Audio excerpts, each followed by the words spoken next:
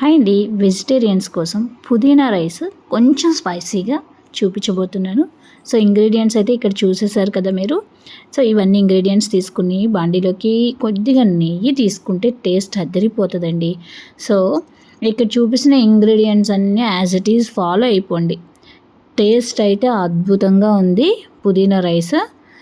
తర్వాత వచ్చి chillies, onions ఇవన్నీ కూడా యాడ్ చేసుకోండి.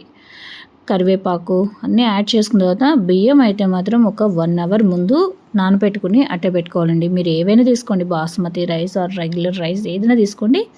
ఒక 1 అవర్ నానబెట్టుకుని ముందరగానే అట్ట పెట్టుకోవాలి. అల్లం పేస్ట్ కూడా వేసాను చూసారు కదా. సో మిక్సీ జార్లోకి టమాటోస్ అండ్ పుదీనా తీసుకుని మొత్తం కూడా పేస్ట్ పట్టించాలి. పుదీనా కలర్ చేంజ్ అవ్వకుండా ఉండడానికి కొంచెం సాల్ట్ కూడా మనం మిక్సీ జార్లోనే వేయాలండి.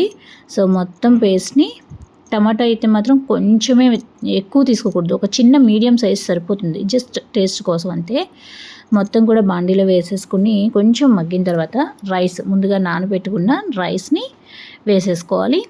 తర్వాత వాటర్ తీసుకున్న రైస్కి తగినట్లుగా, అంటే 1 గ్లాసు రైస్కి నేను ఇక్కడ క్వాంటిటీ వైజ్ తీసుకున్నాను. ఒక పిడికెడు పుదీనా తీసుకున్నాను 1 గ్లాస్ రైస్కి. రైస్ ముందుగా వేసి తర్వాత క్వాంటిటీలో వాటర్ వేసుకుని ఉడికిన తర్వాత మనకి ఇలా వస్తుంది. పన్నీర్, మష్రూమ్స్, నాన్ వెజిటేరియన్స్ అయితే నాన్ వెజ్ కర్రీస్తో హ్యాపీగా సర్వ్ చేసేసుకోవచ్చు.